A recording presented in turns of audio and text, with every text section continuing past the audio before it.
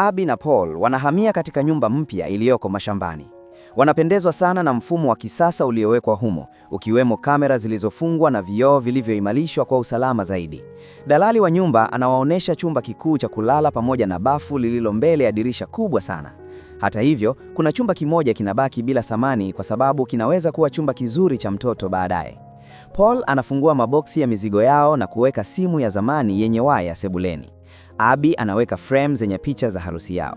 Mwishowe wanapanda hadi kwenye roshani ya juu ya nyumba ambayo ina muonekano mzuri wa mazingira yanayowazunguka. Usiku unapoingia, wanandoa hao wanakaa kwenye roshani wakitazama nyota angani. Abby anamuonesha mume wake makundi ya nyota, huku Paul akifanya utani kuhusu majina yao. Wote wanahisi kwamba wanaweza kuwa na maisha ya furaha mahali hapo. Asubuhi inayofuata, Abby anaenda kazini katika kampuni ya Integrate Robotics ambako anafanya kazi ya kutengeneza wasaidizi wa majumbani. Anapoingia tu kazini, anaona picha za video za uso wa bosi wake, ambaye mara moja anashuka na kumweleza kuwa hiyo ni teknolojia mpya, uwezo wa kuonesha picha kwa wakati halisi au deepfake. Kisha anampeleka Abby kwenye idara ambayo sasa ataiongoza. Baadaye, bosi huyo anawaalika Abby na familia yake kwenye sherehe na pia anataja kuwa kuna zawadi kutoka kwenye kampuni ambayo inawasubiri nyumbani. Jioni hiyo, Abby anarudi nyumbani ambako mume wake ambaye bado hajapata kazi inayomfaa anamkaribisha. Wanaenda pamoja hadi kwenye gereji ambapo kuna sanduku lililotumwa kwa Abby. Ndani yake kuna roboti mtumishi ambayo idara yake inafanyia kazi. Cole hapendezwi na wazo hilo, lakini Abby anamshawishi waishi na huduma hiyo kwa angalau wiki moja. Roboti hiyo inafungua macho yake na kujitambulisha. Inajiita TIM, kifupi cha Technologically Integrated Major Domo. Inajitolea kuchukua usimamizi wa nyuila za vifaa vyote vya nyumbani pamoja na barua pepe binafsi ili kuokoa muda wa binadamu. Hata hivyo, Abby anaomba suala hilo liachwe hadi kesho. Roboti huyo mara moja anaonyesha ubora wake kwa kuwasha maji ya bafu kwa njia ya mbali. Baadaye, roboti huyo anatangaza kuwasili kwa gari. Abby anaposhuka chini, akimshangaza mume wake kwa muonekano wake mzuri sana. Wanandoa hao wanaingia kwenye gari linalojiendesha lenyewe na kuelekea kwenye sherehe. Wanakutana na roboti mwingine wa aina ile ile ya Major Domo, na vinywaji vinahudumiwa na wahudumu wenye nyuso zinazofanana kabisa. Bosi anamtambulisha Abby kwa wageni wake, na Abby anakiri kuwa mume wake hafurahishwi sana na Tim, lakini bosi anamsifu roboti huyo. Tim ni mwerevu, mwenye muonekano wa kuvutia na mwenye adabu, na mtu akijua maneno ya siri ya msimbo anaweza kumzima wakati wowote. Wanaporudi nyumbani, mume na mke wanajihusisha kimapenzi wakiwa na hamu ya kupata watoto, lakini hisia zao zinakatizwa na kuonekana kwa Tim. Mapigo yao ya moyo yako kasi. Inaonekana anadhani kuna jambo linawasumbua, na yeye yupo tayari kila wakati kusaidia. Abby anaona jambo hilo kuwa la kuchekesha sana na hamkasirikii msaidizi huyo mwenye uangalifu uliopitiliza. Asubuhi, jirani yao mpya aitwaye Rose anagonga kengele ya mlango ili kujitambulisha kwa Abby, akisema alikutana na Paul jana. Baada ya yeye kuondoka, Tim anauliza tena kuhusu password. Paul hayuko tayari kuruhusu kompyuta ichunguze ujumbe wake, lakini Abby anamkumbusha kwamba wanafanya kazi ya kujenga tena imani yake kwake, na anakubali. Hata hivyo, bado wanahitaji kuburi maneno ya siri ya kumzimisha. Tim anapendekeza mkusanyiko wa maneno yasiyohusiana, na wanandoa hao wanakubaliana nayo.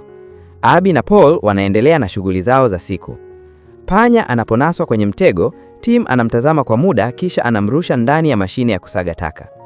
Jioni, baada ya kazi, mume na mke wanakaa mbele ya runinga kutazama filamu ya zamani ya mapenzi yenye hisia nyingi.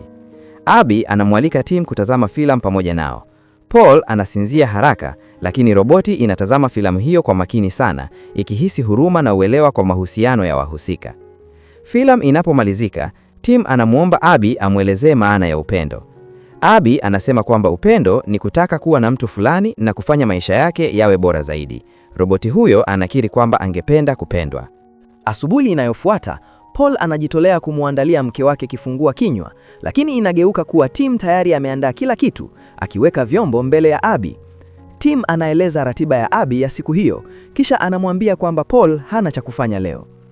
Jioni, Abby anarudi nyumbani na kugundua kwamba simu ya mume wake haipatikani, lakini mahali ilipoonekana mara ya mwisho ilikuwa mita 300 kutoka nyumbani.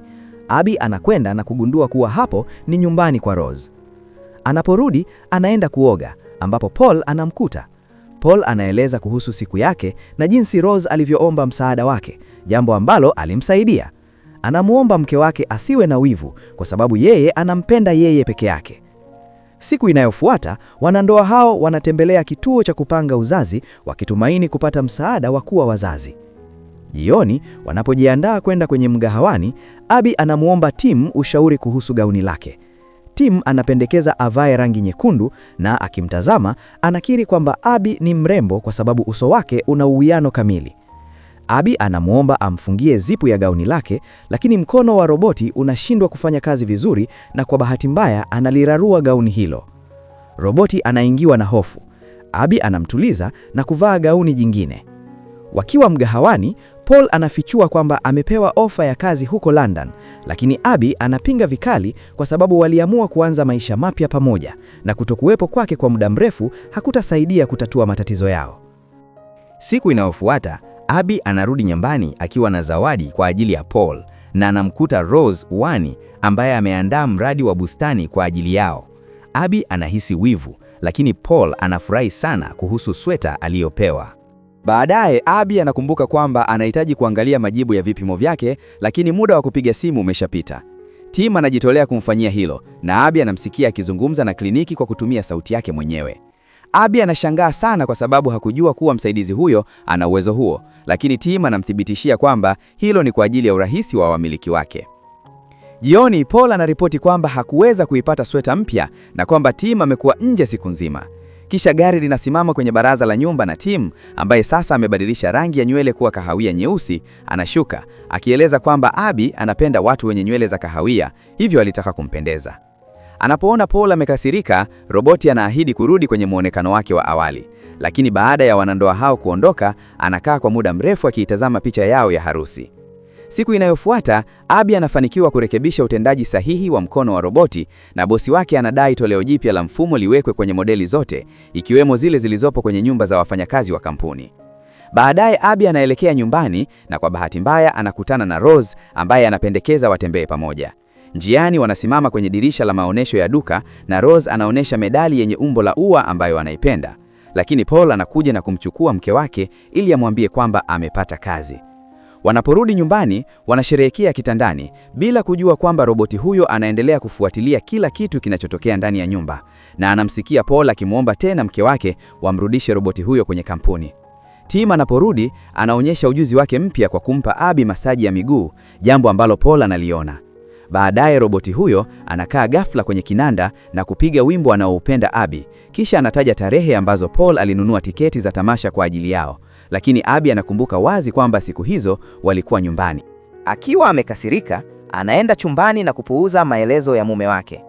Siku inayofuata, Abby anarudi nyumbani akiwa na shada la maua, na Tim akiwa anaweka maua hayo kwenye chombo cha maua, anamwambia kwamba Paul ameenda kumtembelea Rose. Lakini wakati huo huo, Paul anaingia akiwa amechanganyikiwa kwa nini mke wake ana hasira. Anaposikia kile Tim alisema, anakasirika sana. Hakuwa na mpango wowote wa kumtembelea Rose. Anajaribu kueleza kwamba roboti huyo anataka kuwatenganisha. Abby haamini kwa sababu Tim ni mashine tu. Baadaye, Abby anapata begi la zawadi kwenye kabati lenye boksi ndani yake lililokuwa na kishaufu cha shingoni na analirudisha mahali pake akifikiri Paul alimwandalia zawadi ya kumshangaza. Kisha anaenda kazini. Wakati huo huo, mume wake anashuka hadi jikoni, anaona sinki limezima na anatoa vipande vya sweta yake mpya kutoka kwenye mashine ya kusaga taka. Anaangalia kamera ili kumtafuta Tim na anamkuta kwenye chumba cha kulala cha mke wake akiinusa gauni lake. Paul anarekodi tukio hilo kwa kamera ya simu yake na anakimbilia kwenye gari ili kumkimbiza Abby na kumwonyesha video hiyo. Lakini gari la Paul kwa njia ya ajabu linagoma kuwaka na roboti anamuitia gari la kampuni kwa ajili ya Paul. Barabarani, gari linaanza kwenda kwa kasi sana. Paul anajaribu kulisimamisha lakini halijibu amri zake na hatimaye linagonga mti. Abby anakimbilia hospitalini ambako anamkuta mume wake akiwa amejeruhiwa. Paul anamweleza kila kitu alichogundua na anamshutumu Tim kuwa ndiye aliyesababisha ajali hiyo. Anamuomba mke wake asiwe peke yake na roboti huyo na Abby analala hospitalini usiku huo. Asubuhi, Abby anarudi nyumbani kuchukua baadhi ya vitu vyake. Nje ya nyumba, Rose anamzuia ili kumwonya kuhusu jambo fulani, lakini Abby anaona kishaufu chenye umbo la ua kifuani mwa Rose na anaondoka huku akipuuza kelele za jirani yake. Anaporudi nyumbani, Abby anaangalia begi lile na kugundua kuwa ni tupu. Abby analia wakati Tim anamuita. Anajua kwamba Paul anataka kumrudisha kwa kampuni na yuko tayari kushughulikia mchakato wa kurudishwa, lakini kwanza anataka kumwonya kwa sababu yeye ndiye mmiliki wake mkuu. Anamwonyesha video kutoka kwenye kamera ambapo Paul anambusu Rose sebuleni kwao, lakini anasimamisha rekodi hiyo katika wakati nyeti zaidi ili kumlinda Abby dhidi ya msongo wa mawazo. Abby anakataa kwenda kumwona mume wake na hapokei simu zake. Baadaye, Paul anarudi nyumbani ambako Tim anamkaribisha, anamkabidhi sweta aliyopatikana na kumwambia kwamba Abby hataki kumwona na mizigo yake tayari imefungwa. Paul haamini, kisha Abby anaonekana, anamwambia kwamba ameona rekodi hile na anajua kuhusu kishaufu hicho. Paul anapoanza kupinga, Abby anamfukuza nje. Paul anaondoka, lakini njiani Rose anampigia simu na kumwambia kwamba roboti wao alijaribu kumbusu. Paul anapiga simu na Abby anapopokea anamwambia kwamba ana ushahidi wa nia mbaya za Tim. Abby anamwomba aje kumchukua, lakini baada ya kukata simu inaonekana kwamba alikuwa akizungumza na roboti huyo. Paul anafika nyumbani ambako Tim anamkabili akiwa na koleo. Anampiga mpaka anapoteza fahamu, anamfunga kamba na kumburuta hadi bafuni. Kisha Rose anagonga kengele ya mlango. Anasikia mayoyo yaliyofifia, lakini Tim anamthibitishia kwamba ni sauti tu ya maji yanayojaza. Roboti anafunga milango, anarudi bafuni na kumzamisha mwanaume huyo kwenye maji mpaka anakufa. Baadaye anamletea Abby gauni na kumwomba alivae. Hili linamshangaza na kumtisha Abby, lakini hata hivyo anavaa gauni hilo. Wakiwa wanatazama machweo ya jua, Abby anamuomba amkumbatie na kuthibitisha kwamba alifanya jambo sahihi. Tim anamtayarishia chakula cha jioni, kisha anakiri upendo wake kwake, lakini Abby anasisitiza kwamba hawezi kuhisi hivyo. Wanatumia jioni wakitazama nyota, lakini Abby anasumbuliwa na ujuzi mkubwa sana wa roboti huyo. Siku inayofuata anakutana na Rose ambaye anazungumzia simu ya Paul, na kwa tuhuma za Abby anasema alidhani kishaufu kile kilikuwa zawadi kutoka kwake kwa kumsaidia kwenye bustani. Abby anarudi nyumbani na kutazama tena rekodi ile ambapo Paul anambusu Rose. Ghafla anaona shada la maua juu ya meza, lakini yeye aliyaleta baadaye zaidi kuliko muda ambao tukio lile lilitokea. Abby anakumbuka maneno ya bosi wake kuhusu deepfake kuchukua nafasi ya picha halisi za wakati huo, na anapiga simu kwenye duka la vito ambako wanathibitisha kwamba ununuzi ulifanywa na mwanamke mrefu mwenye nywele za njano. Kisha anaona mchoro wa mpango wa bustani, lakini kwenye picha kuna vituta viwili vya maua wakati kwa uhalisia kuna vitatu. Abby anamtuma Tim kwenda dukani, anachukua koleo, anaenda bustanini na karibu mara moja anagundua mwili wa Paul. Kisha Tim anamsogelea kutoka nyuma, akisema anasikitika kwamba amegundua mwili wa msaliti huyo kwa sababu hakuwahi kuthamini mke wake. Abby anatambua kilichotokea kwamba ni uongo, kila kitu kilitengenezwa na Tim na kwamba Paul sio msaliti. Kisha Abby anasema maneno ya siri ya kumzimisha. Roboti anaganda kisha anajiwasha tena. Tayari alikuwa amebadilisha maneno hayo kwa muda mrefu kwa sababu anaweza kuzungumza kwa sauti ya Abby. Abby anakimbia kuelekea ndani ya nyumba, lakini roboti huyo tayari ana password zote na anafungua milango. Anazuia simu na kumpiga Abby kichwani mpaka anapoteza fahamu. Anapoamka anajikuta bafuni. Anajaribu kutoroka, lakini Tim anamzuia. Abby anakimbia ndani ya nyumba, lakini roboti bado anamfuatilia na hatimaye anamkamata jikoni ambako alikuwa akitaka kufungua dirisha. Wakati huo huo, Rose anaosha vyombo na anaona mwanga wa ajabu ukimulika kutoka kwenye nyumba iliyo upande wa pili. Wakati huo huo, Tim anamfunga Abby kamba na anakiri kwamba ingawa anampenda, tayari amekubali ukweli kwamba maisha yake yana mwisho. Hivyo ataifuta jioni hii kutoka kwenye kumbukumbu zake, lakini atahifadhi kumbukumbu zote nzuri. Ghafla, Rose anagonga mlango na Tim anaenda kufungua. Jirani huyo anasisitiza kwamba kuna jambo linaendelea na anataka kumwona Abby, lakini Tim anamrudisha. Wakati huo huo, Abby anajifungua kutoka kwenye kamba na anajitayarisha kwa kisu, lakini roboti anamkamata koo. Rose anaingiza gari lake kwenye dirisha la kioo. Tim na Abby wanatazama dirisha lililobaki ambalo linaanza kupasuka. Rose anakimbilia ndani na kumbana roboti ukutani kwa mti mkali uliotumika kama nguzo, lakini naye pia anaanguka.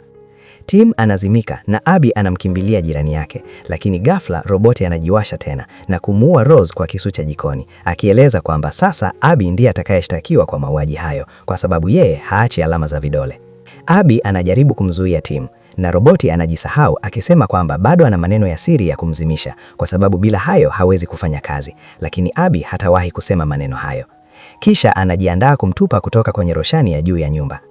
Wakati Abby anakiri upendo wake kwake, jambo ambalo linafanya roboti azimike. Hayo ndiyo yalikuwa maneno ya siri.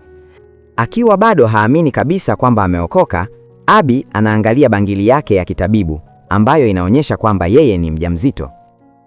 Na mpaka kufikia hapa tunahitimisha filamu yetu nzuri sana inayokwenda kwa jina la Tim. Tukutane katika filamu zijazo hapa hapa kwenye chaneli yako pendwa ya Mr. D Swahili Movie. Kama bado haujasubscribe, fanya kusubscribe ili usipitwe na filamu zijazo.